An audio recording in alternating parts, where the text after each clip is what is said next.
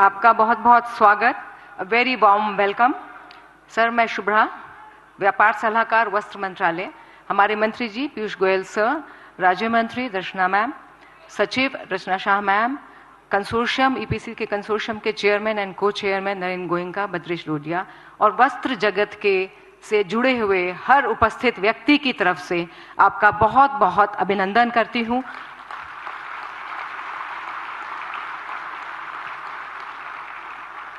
हमारे इस भव्य समारोह में सर आपके आने से चार चांद लग गए हैं। बहुत मेहनत की है वस्त्र जगत के लोगों ने सर। इस वस्त्र उद्योग में एक बहुत ही ज़्यादा रोजगार प्रदान करता है और सबसे बड़ी मात्रा में, सबसे बड़ी संख्या में महिला कर्मचारियों के लिए यहाँ पे रोजगार होता है। इनफैक्ट जो एम्प्लॉयमेंट इम्बैलेंस है, जेंडर एम्प्लॉयमेंट इम्बैलेंस, वो इससे सुधरता है सर। काफ़ी मजबूत है वस्त्र उद्योग हमारा और आज आपकी उपस्थिति से इन लोगों का जो विश्वास है, जो मजबूती है, उसमें और ज़्यादा मजबूती आ गई है सर। आपकी अनुमति से अब मैं उद्योग के चहेते मंत्री जी पीयूष सर से को आमंत्रित करती हूँ संबोधन के लिए।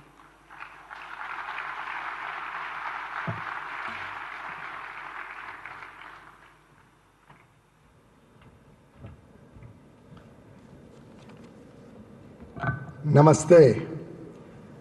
भारत के तपस्वी, यशस्वी और विश्व के सबसे लोकप्रिय नेता प्रधानमंत्री श्री नरेंद्र मोदी जी,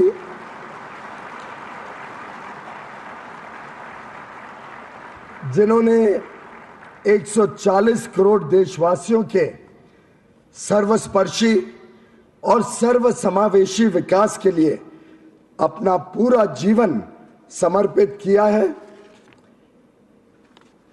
उद्योग जगत से, वस्त्र क्षेत्र के देश और दुनिया भर से आए महानुभाव, बुनकर, कारीगर, कामगार, स्टूडेंट्स, मीडिया के बंधु, आप सभी का हार्दिक स्वागत और अभिनंदन।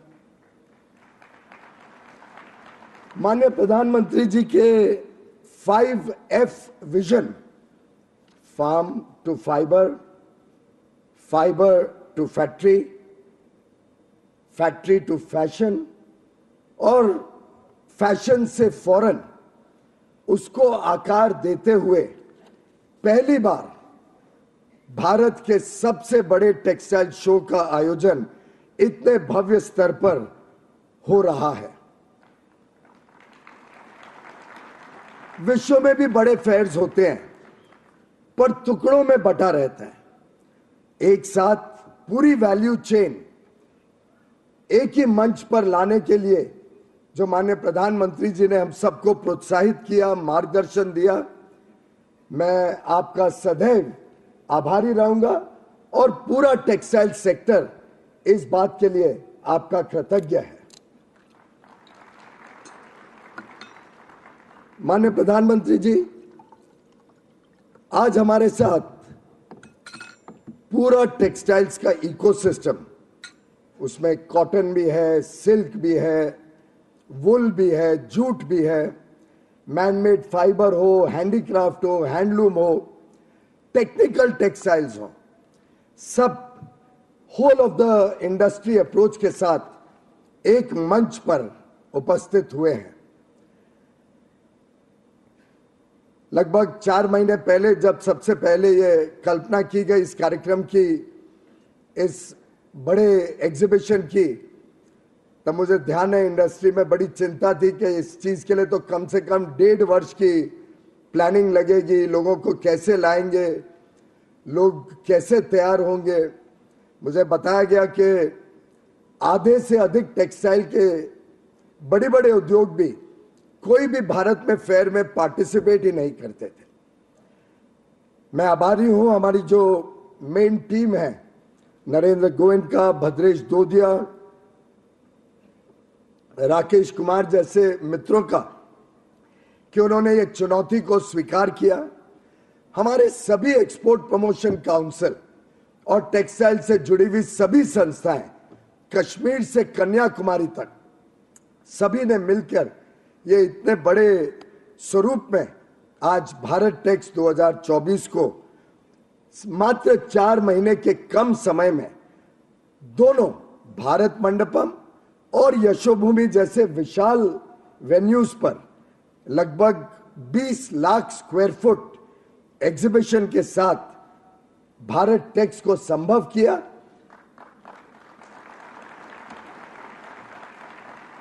यहां उपस्थित आप सबका मैं तहे दिल से धन्यवाद करना चाहता हूं। माननीय प्रधानमंत्री जी, अब तो एक जगह भी छोटी पड़ रही है। मेरे पास रोज कोई ना कोई कहता है कि हमें तो चाहिए था 100 स्क्वायर मीटर, हमें मिल रहा है सिर्फ 20 स्क्वायर मीटर। फिर जाके कमी होने के कारण कुछ हैंगर्स भी बनाने पड़ गए। मैं समझता हूं आज मात्र 7 महीने हुए हैं जब इस भव्य भारत मंडपम का आपके कर कमलों द्वारा 26 जुलाई 2023 को उद्घाटन हुआ था और मात्र 7 महीने में आपकी प्रेरणा से अब ये जगह भी कम पड़ने लग गई, यशोभूमि भी कम पड़ रही है। अब आपकी अनुमति हो तो दोनों स्थानों पे फेज 2 भी जल्दी से शुरू कर दें, जो आपकी तीसरी टर्म में जिसका उद्घाटन आप जल्द से जल्द कर सकें।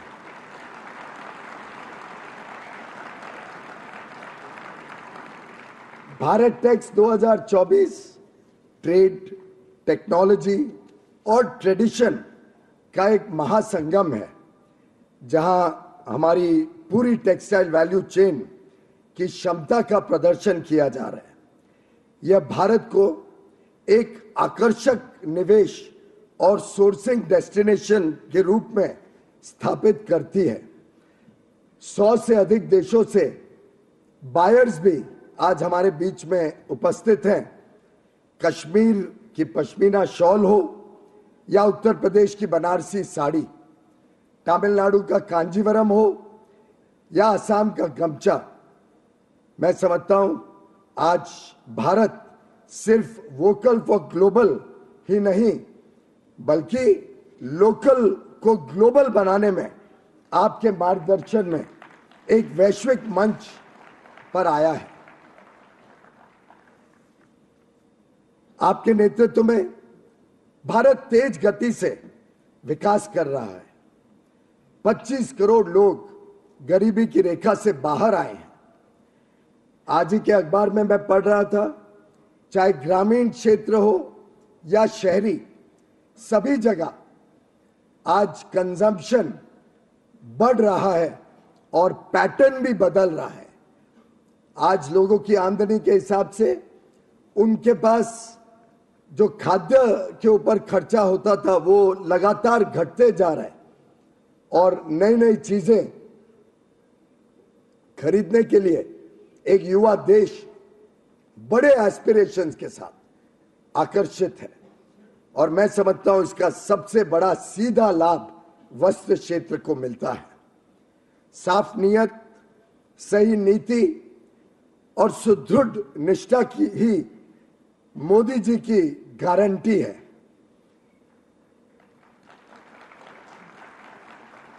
आज आपके नेतृत्व में आपकी सरकार ने पीएम मित्र पार्क हो, जो बड़े पैमाने पे उद्योग लगाने के लिए, डिजाइन सेंटर्स लगाने के लिए, कॉमन फैसिलिटीज देने के लिए एक मेगा इंडस्ट्रियल पार्क्स 7 बन रहे हैं देश में।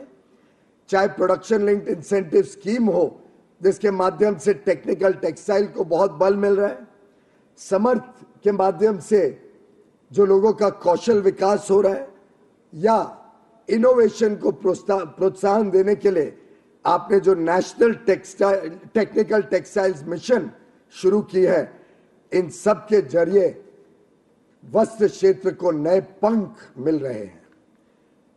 कॉटन हो या मैनमेड फाइबर, इन दोनों के लिए एक नए टेक्सटाइल एडवाइजरी ग्रुप के माध्यम से हमने एंड टू एंड कनेक्टिविटी का प्रयास किया, जिससे पूरे क्षेत्र में संतुलन भी बना रहे और एक स्वर में क्षेत्र काम करे, एक दूसरे को मदद करे और एक स्पिरिट आए पूरे क्षेत्र में कि हमें देश के लिए कुछ करना है और अंतरराष्ट्रीय स्तर पर भारत का परचम लहराना है। वैसे तो माननीय प्रधानमंत्री जी, आज हमारे बुनकरों और कारीगरों के लिए सबसे बड़े ब्रांड एम्बेसडर आप ही हैं। आपने जो भारत के प्रोडक्ट्स को विभिन्न देशों के हेड्स ऑफ स्टेट को उपहार देकर उनकी कला को अंतर्राष्ट्रीय स्तर पर सम्मानित किया, उसके लिए हम आपके आभारी हैं। जैसा आपने कहा है, अब देश के सपने भी विराट होंगे, संकल्प भी विराट होंगे। विकसित भारत के विजन को पूरा करने के लिए टेक्सटाइल जगत के साथियों से मेरा आग्रह है कि लोकल सप्लाई चेन्स को और मजबूत करें और स्किल, स्पीड और स्केल पर बल दें, जिससे हम 2030 तक $250 बिलियन के प्रोडक्शन टारगेट और $100 बिलियन के निर्यात के टारगेट को हासिल कर सकें। माननीय प्रधानमंत्री जी, मैं फिर एक बार आपका तहे दिल से साधुवाद करता हूं। आपके मार्गदर्शन में हो रहे इस आयोजन से मेड इन इंडिया ब्रांड सिर्फ गुणवत्ता का ही नहीं बल्कि वैश्विक मंच पर गौरव और एक्सेलेंस का भी प्रतीक बनेगा। बहुत बहुत धन्यवाद।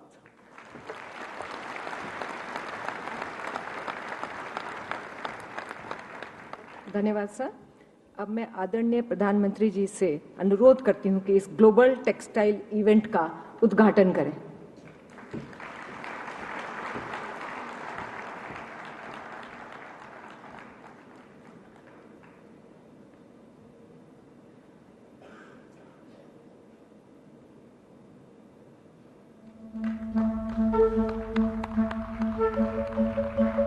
India's textile story is a tapestry of 5,000 years of tradition and technology, a world heritage that has stood the test of time. The country's textile sector aims to cross the $1 trillion mark during the Amrit Kaal.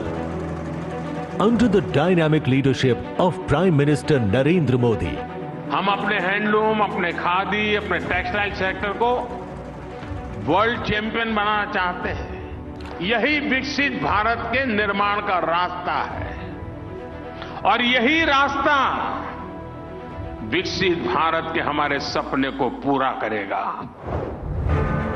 Following the Honorable Prime Minister's mantra for development, 11 textile exports promotion councils and partners supported by the Ministry of Textiles have initiated a first of its kind global mega event, Bharat Tex 2024. Inspired by Prime Minister Narendra Modi's 5F vision. 5F क्या है? उसका मतलब था farm to fibre, fibre to factory, factory to fashion, fashion to foreign. Bharat Tex 2024 is the largest ever textile show in India. Adopting a futuristic approach for the textile sector, never before has a mega event brought the entire value chain under one roof. Showcasing a world-class textile ecosystem themed on building sustainable and resilient supply chains. With over 3,500 plus exhibitors and 40,000 plus trade visitors, more than 3,000 plus buyers from 100 plus countries, making it a truly global event, attracting policymakers and global CEOs. Fostering business networking and trade tie-ups, disseminating knowledge via thematic discussions, masterclasses and expert interactions. With dedicated pavilions on innovation, sustainability and recycling, and featuring innovative product demos and fabric testing zones. Bharat Tex 2024 promises a unique, exciting and enlightening experience for all. Curated for entire value chain of textiles and apparel industry. moving India closer towards Atmanirbhar Bharat. Bharat Tex 2024 will reinforce India's position as a global supplier of quality textiles and apparels, founded on the pillars of sustainability, innovation, and inclusive development.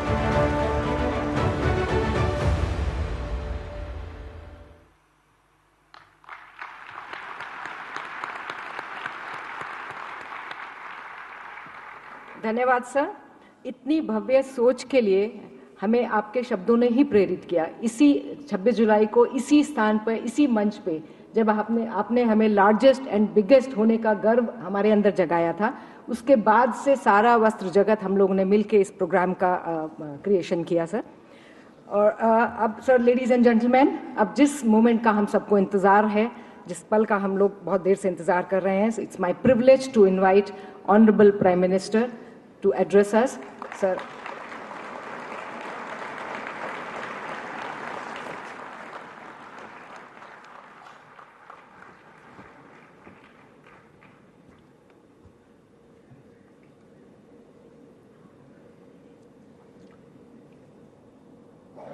Cabinet में मेरे सहयोगी पीयूष गोयल जी,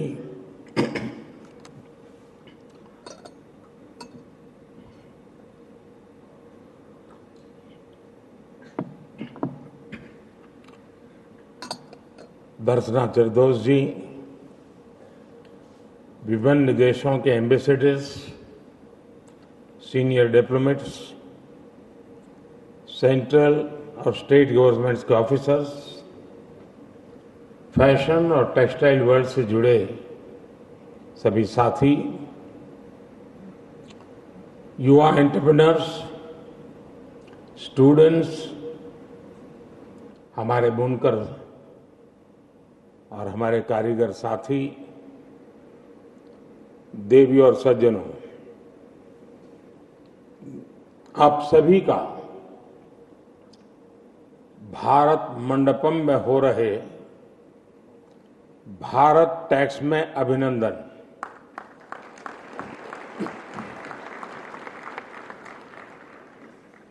आज का ये आयोजन अपने आप में बहुत खास है। खास इसलिए क्योंकि ये एक साथ भारत के सबसे बड़े 2 एग्जीबिशन सेंटर्स,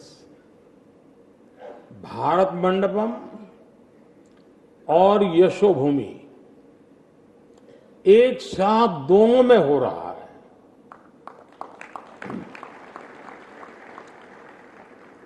आज 3000 से ज्यादा एग्जीबिटर्स,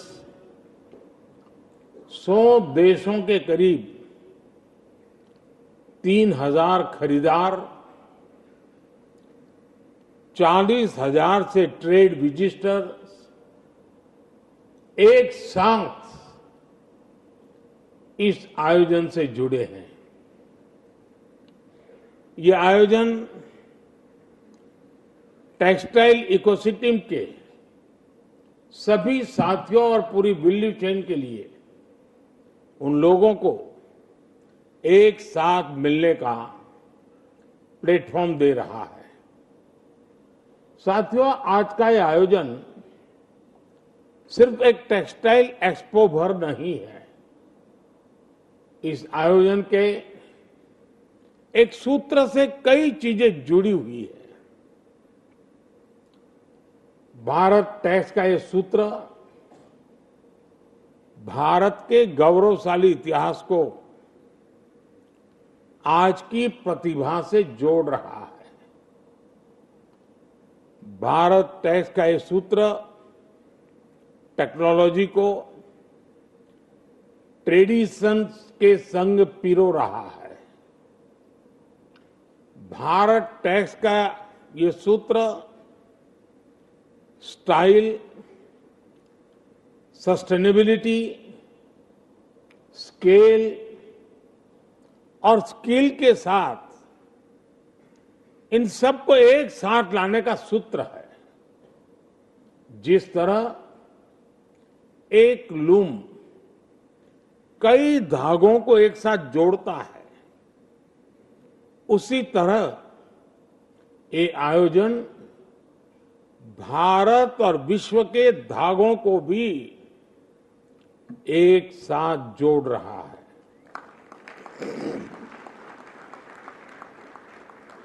और मैं अपने सामने देख रहा हूं, ये स्थान भारत के विचारों की विविधता और एक सूत्र में जोड़ने वाली सांस्कृतिक एकता का भी स्थल बन गया है। कश्मीर की कानी शॉल, उत्तर प्रदेश की चिकनकारी, जरदोजी, बनारस सिल्क, गुजरात का पटोला और कच्छ की कढ़ाई, तमिलनाडु का कांजीवरम, ओडिशा की संबलपुरी और महाराष्ट्र की पैठनी, ऐसी अनेक परंपराएं अपने आप में बहुत अनूठी है। मैंने अभी भारत की पूरी वस्त्र यात्रा को दर्शाती एग्जीबिशन को देखा है।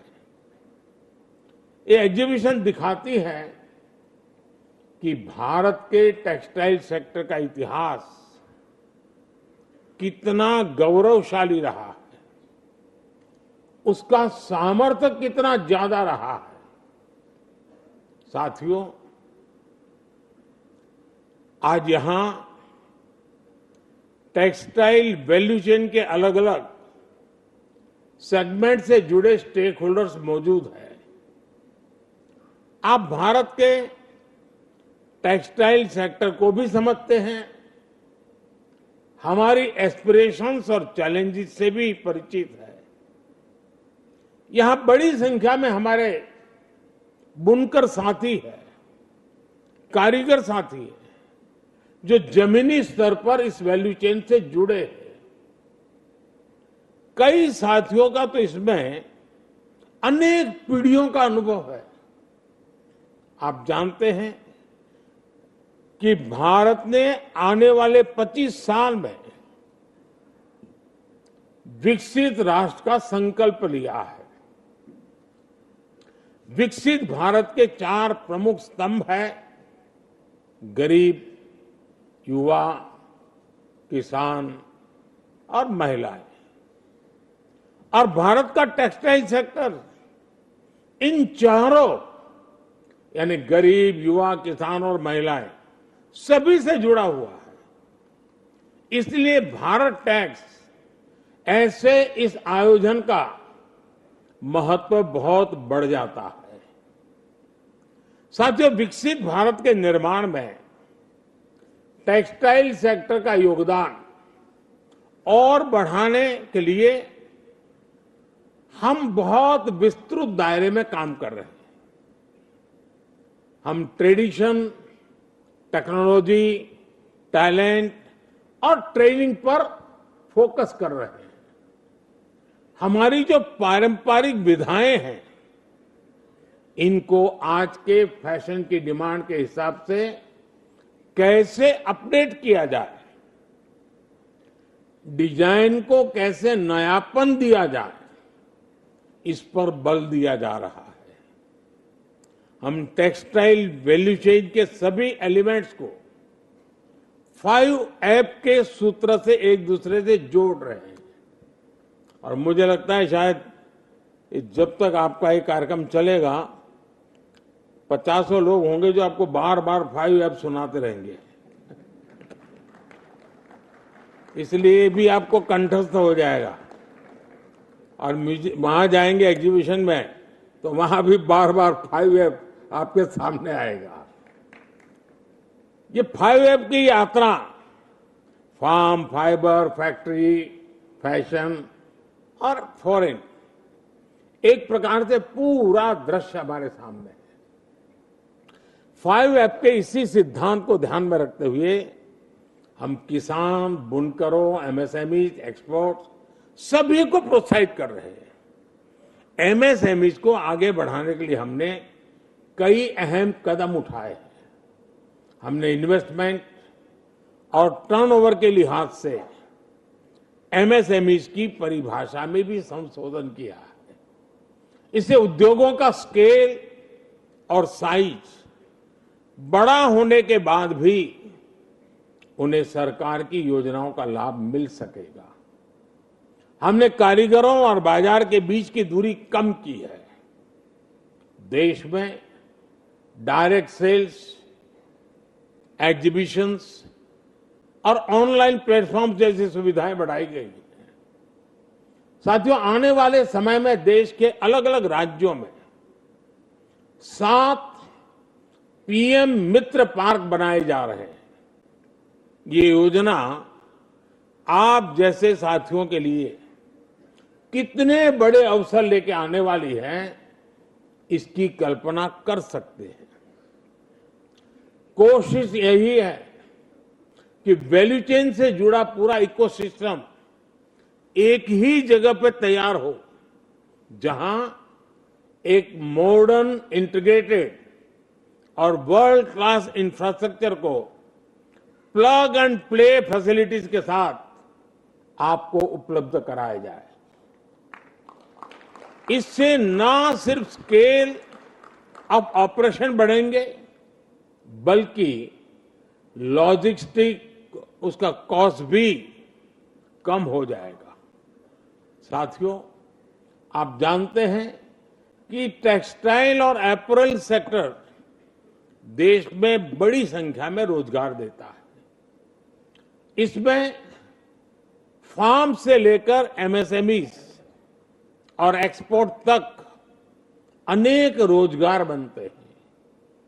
इस पूरे सेक्टर में रूरल इकोनॉमी से जुड़े लोगों और महिलाओं की भी बड़ी भागीदारी होती है। परिधान बनाने वाले हर 10 साथियों में से 7 महिलाएं हैं और हैंडलूम में तो इससे भी ज्यादा है। टेक्सटाइल के अलावा खादी ने भी हमारे भारत की महिलाओं को नई शक्ति दी है।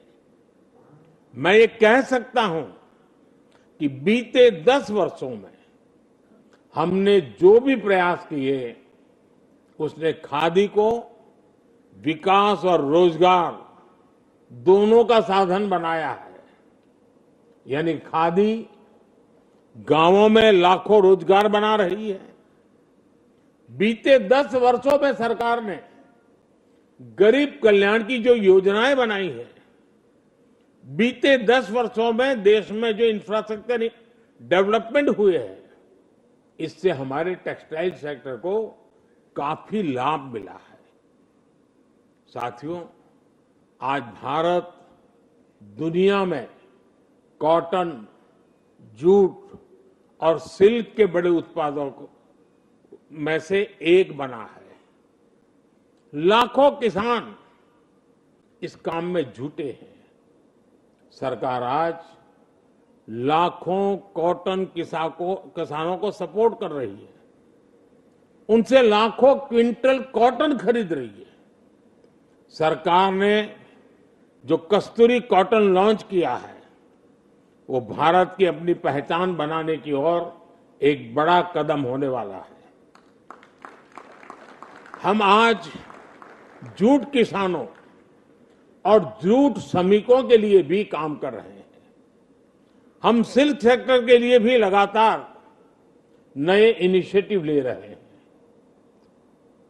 4A ग्रेड सिल्क के उत्पादन में हम आत्मनिर्भर कैसे हो, इसके लिए प्रयास चल रहा है।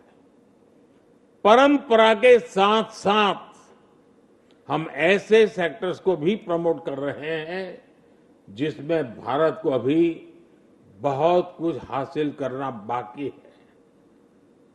जैसे टेक्निकल टेक्सटाइल के क्षेत्र में हम तेजी से आगे बढ़ रहे हैं। आप जानते हैं कि टेक्निकल टेक्सटाइल सेगमेंट का पोटेंशियल कितना अधिक है। इसलिए अपनी कैपेसिटी बढ़ाने के लिए हमने नेशनल टेक्निकल टेक्सटाइल मिशन को लॉन्च किया है। हम चाहते हैं कि इसके लिए मशीनरी और उपकरण का विकास भी भारत में हो। इसके लिए जरूरी गाइडलाइंस भी जारी की गई है। टेक्निकल टेक्सटाइल में स्टार्टअप्स के लिए बहुत स्कोप है। इसके लिए भी गाइडलाइन बनाई गई है। साथियों, आज की दुनिया में जहां एक तरफ टेक्नोलॉजी और मैकेनाइजेशन है, तो दूसरी तरफ यूनिकनेस और ऑथेंटिसिटी की डिमांड भी है। और दोनों के साथ रहने के लिए पर्याप्त जगह भी है। जब भी हैंडमेड डिजाइन या टेक्सटाइल की बात आती है, अनेकों बार हमारे कलाकारों का बनाया कुछ ना कुछ दूसरों से कुछ अलग दिखता है। आज जब सारी दुनिया में लोग एक दूसरे से अलग दिखना चाहते हैं, तो ऐसी कला की डिमांड भी और बढ़ जाती है। इसलिए आज भारत में हम स्केल के साथ ही इस सेक्टर में स्किल पर भी बहुत जोर दे रहे हैं। देश में national institute of fashion technology यानी निफ्ट का नेटवर्क 19 संस्थानों तक पहुंच चुका है। इन संस्थानों से आसपास के बुनकरों और कारीगरों को भी जोड़ा जा रहा है। उनके लिए समय समय पर विशेष प्रोग्राम रखे जा रहे हैं ताकि उन्हें नए ट्रेंड, नई टेक्नोलॉजी की जानकारी मिल सके। स्किल डेवलपमेंट और कैपेसिटी बिल्डिंग के लिए हम समर्थ योजना चला रहे हैं। इसके तहत 2.5 लाख से अधिक व्यक्तियों को ट्रेनिंग दी जा चुकी है। इनमें से अधिकतर महिलाएं हैं और इनमें से 2.25 लाख से ज्यादा साथी इंडस्ट्री में प्लेस भी हो चुके हैं। साथियों, बीते दशक में हमने एक और नया आयाम जोड़ा है। ये आयाम है वोकल फॉर लोकल का। आज पूरे देश में वोकल फॉर लोकल और लोकल टू ग्लोबल का जन आंदोलन चल रहा है। आप सब तो अच्छी तरह जानते हैं कि छोटे छोटे बुनकरों, छोटे छोटे कारीगरों, लघु और कुटीर उद्योगों के पास राष्ट्रीय स्तर पर एडवर्टाइजमेंट के लिए, मार्केटिंग के लिए बजट नहीं होता है और हो भी नहीं सकता है। इसलिए इनका प्रचारक आप करें या न करें, मोदी कर रहा है।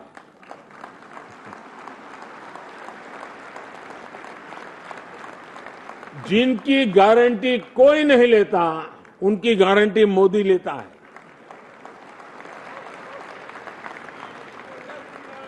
हमारे इन साथियों के लिए भी सरकार देश भर में एग्जीबिशन से जुड़ी व्यवस्थाएं बना रही है।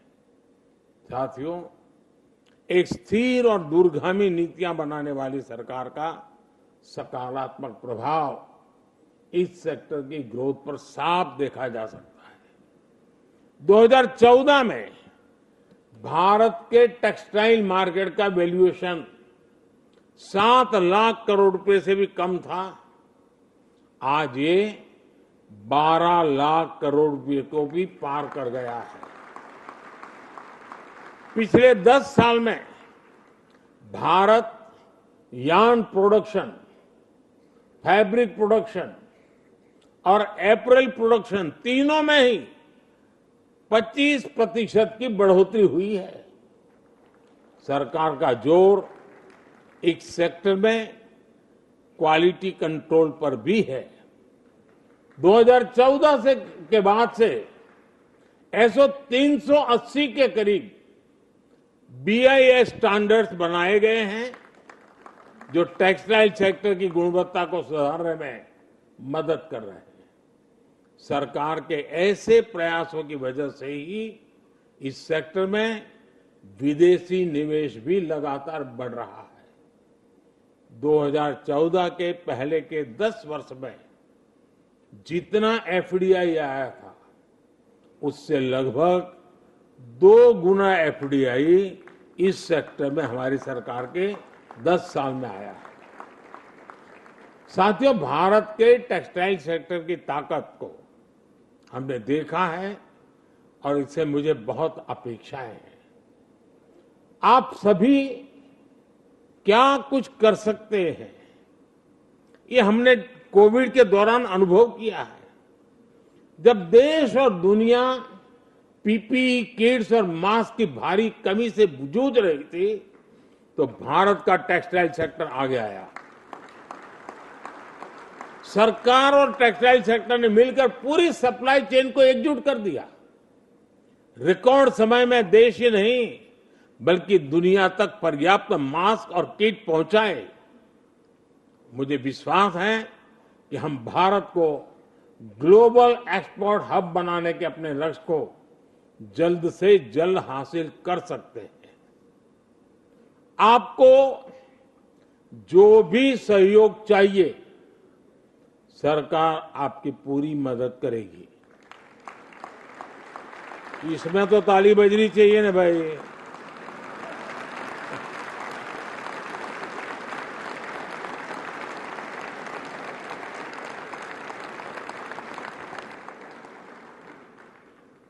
लेकिन अभी भी मुझे लगता है जी,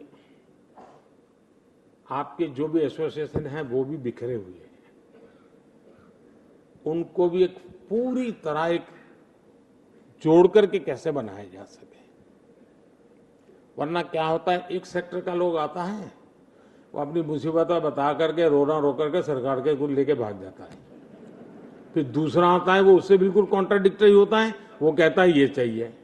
तो इतने कॉन्फ्लिक्ट वाली चीजें आप लोगों की तरफ से आती है, तो एक को मदद करती है तो दूसरे को घाटे में डाल देती है।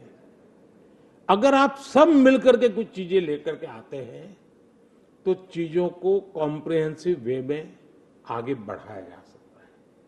और मैं चाहता हूं कि आपने इस पर सोचना चाहिए। दूसरा, दुनिया में जो बदलाव आ रहे हैं, हम उन बदलावों में सदियों से आगे हैं। जैसे पूरा विश्व holistic health care, holistic lifestyle, वो खाने में भी बैक टू बेसिक पर जा रहा है, वो रहन सहन में बैक टू बेसिक पर जा रहा है, और इसलिए वो कपड़ों में भी बैक टू बेसिक की तरफ जा रहा है। वो 50 बार सोचता है कि मैं जो कपड़े पहनूंगा उस पर किस केमिकल वाला कलर है, उसको टेंशन दे देता है। वो चाहता है क्या नेचुरल कलर का बना हुआ कपड़ा मिल सकता है क्या। उसको लगता है नेचुरल कलर में बनाया गया कपास और उसमें से बना हुआ धागा, कोई भी प्रकार का कलर न लगाए हुए मुझे मिल सकता है क्या। यानी दुनिया बहुत अलग मार्केट है, अलग मांग है। हम क्या करते हैं कि भारत स्वयं में इतना बड़ा मार्केट है, भले ही लोग कपड़ों की साइज छोटी मोटी करते रहते हो, लेकिन फिर भी मार्केट तो बड़ा है ही है। 2-3 इंच कम हो जाएगा।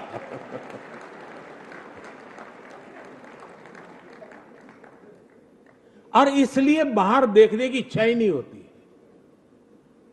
ये साइकी जो है ना, भारत में इतना बड़ा मार्केट है, मुझे क्या जरूरत है, मेहरबानी करके आज के इस एग्जीबिशन के बाद उससे बाहर निकलिए। क्या आप में से किसी ने स्टडी किया है अफ्रीकन मार्केट में किस प्रकार का कपड़ा चाहिए, किस प्रकार का कलर कॉम्बिनेशन चाहिए, किस प्रकार का साइज चाहिए? हम नहीं करते। वहां से किसी ने मंगवाया, ऑर्डर दे दिया, कर दिया, अलग बात है। मुझे याद है अफ्रीका के लोगों को जो कपड़े पहनते हैं तो थोड़ी चौड़ाई कपड़े की ज्यादा चाहिए। हमारे यहाँ जो चौड़ाई होती है वो हमारे लोगों के साइज पे होती है, तो हमारा तो कुर्ता बन जाएगा लेकिन उनका नहीं बनता है। तो हमारे सुरेंद्रनगर के एक व्यक्ति ने उस पर कोशिश की और उसने, वो हाथ से बनाता था, कपड़ा बुनकर था, उसने अपना साइज बड़ा किया और बड़ी बीथ वाली उसने कपड़ा बनाना शुरू किया और उस पर पेंटिंग भी उन लोगों को जैसे रंग भांति भांति के कलर चाहिए थे उसने किया। आपको हैरान होगा, अफ्रीका के मार्केट में उसका कपड़ा बहुत पसंद, क्योंकि बीच में सिलाई की जरूरत नहीं थी, एक जगह पर सिर्फ सिलाई कर दी, उसके कपड़े बन जाते थे। अब ये थोड़ी रिसर्च करें। मैं अभी एक एग्जीबिशन देख रहा था, मैंने कहा दुनिया में, पूरे यूरोप में जिप्सी समाज बिखरा हुआ है। आप अगर जिप्सी के लोग जो कपड़े पहनते हैं उसको बारीकी से देखेंगे तो हमारे यहां नेचुरल कोर्स में जो पहाड़ों में पहने जाने वाले कपड़े हैं या हमारे यहां राजस्थान के, गुजरात के सीमावर्ती इलाकों में करीब करीब उससे मिलते जुलते हैं। उनकी कलर की चॉइस भी वैसे ही है। क्या कभी किसी ने कोशिश करके जिप्सी लोगों की रिक्वायरमेंट के अनुसार कपड़े बना करके बहुत बड़े मार्केट को कैप्चर करने के लिए सोचा है क्या? ये मैं बिना रॉयल्टी एडवाइस दे रहा हूं।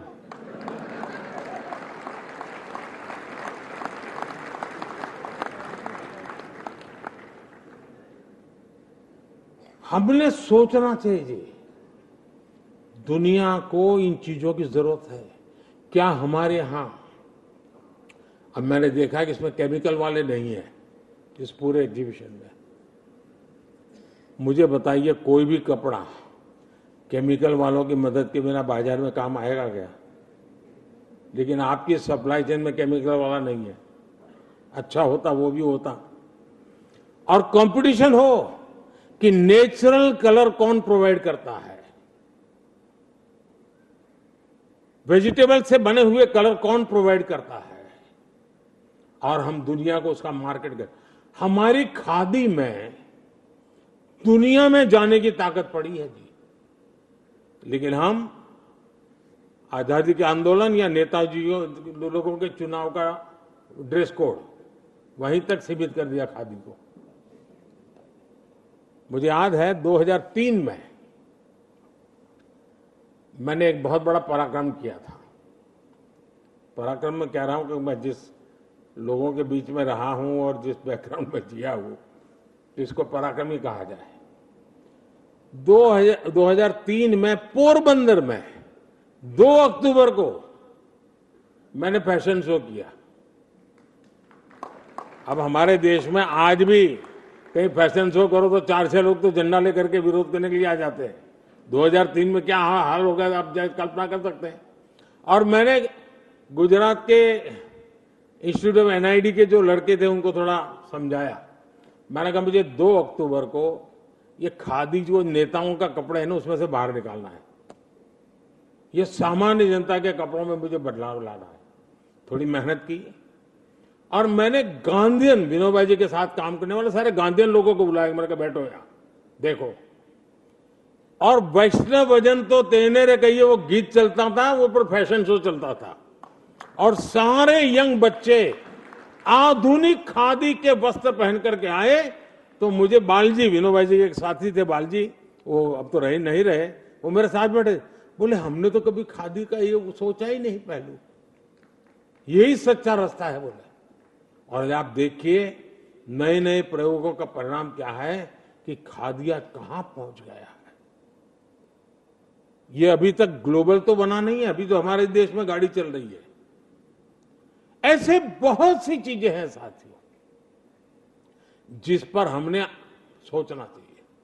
दूसरा, क्या भारत जैसे देश में जो टेक्सटाइल के इतिहास में दुनिया में उसके फुटप्रिंट बहुत ताकतवर है। ढाका की मलमल की हम चर्चा करते थे जी, अंगूठी से पूरा थान निकल जाता था, ऐसा समझाते थे। अब क्या कथा ही सुनाते रहेंगे क्या? क्या हम टेक्सटाइल टेक्नोलॉजी से जुड़े हुए मशीन मैन्युफैक्चरिंग, उसके लिए रिसर्च, हमारे आईआईटी के स्टूडेंट्स, हमारे इंजीनियरिंग के स्टूडेंट, इवन कभी अनुभवी लोग बहुत सी चीजें करते हैं। आपके सामने डायमंड इंडस्ट्री का उदाहरण है। डायमंड क्षेत्र के लोगों ने जो जो मशीन रिक्वायरमेंट थी उसकी सारी चीजें यहां डेवलप की है। और डायमंड इंडस्ट्री का काम, कटिंग एंड पॉलिशिंग के काम में भारत में बनी हुई मशीन काम में आने लगी है। क्या टेक्सटाइल के क्षेत्र में हम उस प्रकार से मिशन मोड, और एक आपका एसोसिएशन बड़ी कंपटीशन करे कि जो नया मशीन, सरल मशीन, कम बिजली उपयोग करने वाला, ज्यादा प्रोडक्शन करने वाला, वैरायटी ऑफ चीजें बनाने वाला मशीन लेके आएगा, उसको इतना बड़ा इनाम देंगे। क्या नहीं कर सकते क्या आप लोग? पूरी तरह नए सिरे से सोचो दोस्तों। आज हम सोचे कि दुनिया में हमारे मार्केट के लिए उनके चॉइस का हम पूरा सर्वे करें, स्टडी करें, रिपोर्ट जारी करें। भाई अफ्रीकन देशों में इस प्रकार के टेक्सटाइल की जरूरत है, यूरोपियन कंट्रीज को इस प्रकार के टेक्सटाइल की जरूरत है, जो लोग हेल्थ कॉन्शियस है उनको इस प्रकार की जरूरत है। हम क्यों न बनाए? क्या दुनिया में मेडिकल प्रोफेशन से जुड़े हुए लोगों को हॉस्पिटल, ऑपरेशन थिएटर वगैरह में जो कपड़े पहनने होते, बहुत बड़ी, यानी एक बार उपयोग करो फेंक देना होता है, यानी उसका मार्केट बहुत बड़ा है। क्या कभी दुनिया को हमने एक ब्रांड बनाई कि भारत से बनी हुई ये चीज एश्योर्ड है कि आप हॉस्पिटल में कितना ही बड़ा ऑपरेशन करना है, ये पहन के जाइए, पेशेंट को कभी कोई तकलीफ नहीं होगी। क्या हम इतना ब्रांड बना सकते हैं? यानी ग्लोबली सोचिए साथियों, भारत का ये इतना बड़ा क्षेत्र है और भारत के करोड़ों लोगों का रोजगार इससे जुड़ा हुआ है। हम कृपा करके दुनिया से आई हुई फैशन को फॉलो न करें, हम दुनिया को फैशन में भी लीड करें। और हम फैशन की दुनिया में पुराने लोग हैं, नए लोग नहीं है जी। आप कभी कोणार्क के सूर्य मंदिर जाएंगे, सैकड़ों साल पहले उस कोणार्क के सूर्य मंदिर की जो मूर्तियां हैं, उन मूर्तियों ने जो कपड़े पहने हैं, आज के मॉडर्न युग में भी जो बहुत मॉडर्न कपड़े लगते हैं, वो सैकड़ों साल पहले पत्थर पर उकेरे गए हैं। आप जो हमारी बहनें पर्स लेकर के घूमती है ना, लगता है बहुत बड़ी फैशनेबल है। सैकड़ों साल पहले कोणार्क के पत्थरों की मूर्तियों में वो आपको दिखाई देगा। हमारे यहां अलग अलग इलाके की पगड़ी क्यों आई होगी भाई? हमारे यहां कभी कोई महिला वस्त्र पहनते समय अपने पैर का 1 सेंटीमीटर भी हिस्सा कोई देख ले पसंद नहीं करती थी। उसी देश में कुछ लोगों का कारोबार ऐसा होता था कि उनको जमीन से 6-8 इंच नीचे कपड़े पहनना जरूरी था, तो उनके लिए वो फैशन चलती थी हमारे देश में। जो पशुपालन का काम करता था, उनके कपड़े देख लीजिए। मतलब भारत में प्रोफेशन के अनुकूल कपड़े, उस पर सैकड़ों सालों से काम हुआ है। अगर रेगिस्तान में है तो उसके जूते कैसे होंगे? शहरी जीवन है तो जूते कैसे होंगे? खेत में काम करने वाला है तो जूते कैसे होंगे? पहाड़ में काम करने वाला होगा तो जूते कैसे होंगे? आपको सैकड़ों साल पुरानी डिजाइन आज भी इस देश में उपलब्ध है। लेकिन हम हमारे इतने बड़े क्षेत्र पर जितनी बारीकाई से सोचना चाहिए, हम नहीं सोच रहे हैं। और साथियों, ये काम सरकार को कतई नहीं करना चाहिए, वरना गुड़ का गोबर करने में हम लोग एक्सपर्ट है। सरकार जितनी बार, मेरा तो मत है, लोगों की जिंदगी में से सरकार को मैं निकाल देना चाहता हूं जी। खास करके मध्यम वर्ग परिवार की जिंदगी में सरकार टांग अड़ाए, मुझे मंजूरी नहीं है। हर दिन हर कदम पे सरकार, क्या जरूरत है? हम ऐसे समाज की रचना करें जहां सरकार की दखल कम से कम हो। हाँ, गरीब को जरूरत है, खड़े रहना चाहिए, उसको पढ़ाना है पढ़ाना चाहिए, उसको अस्पताल की जरूरत है देना चाहिए। बाकियों की जो टांग अड़ाने वाला सरकार की आदत है ना, मैं उसके खिलाफ 10 साल से लड़ाई लड़ रहा हूं और आने वाले 5 साल में तो पक्का करके रहूंगा।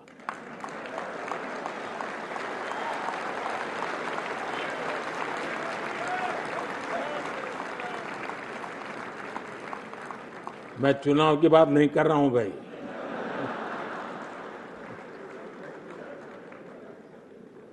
नहीं, मेरा कहने का तात्पर्य है कि आप लोग, हाँ, सरकार एक कैटलिक एजेंट के रूप में आपके जिन सपने हैं उसको पूरा करने में जो जो रुकावटें हैं दूर करने का काम करें।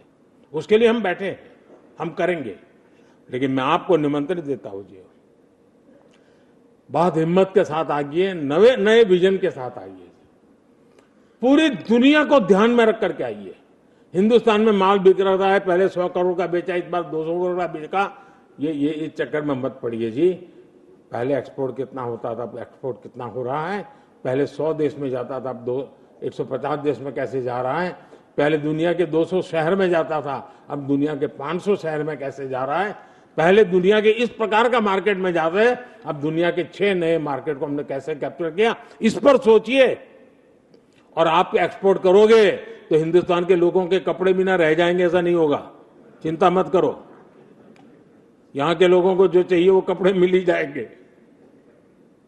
चलिए, बहुत बहुत धन्यवाद।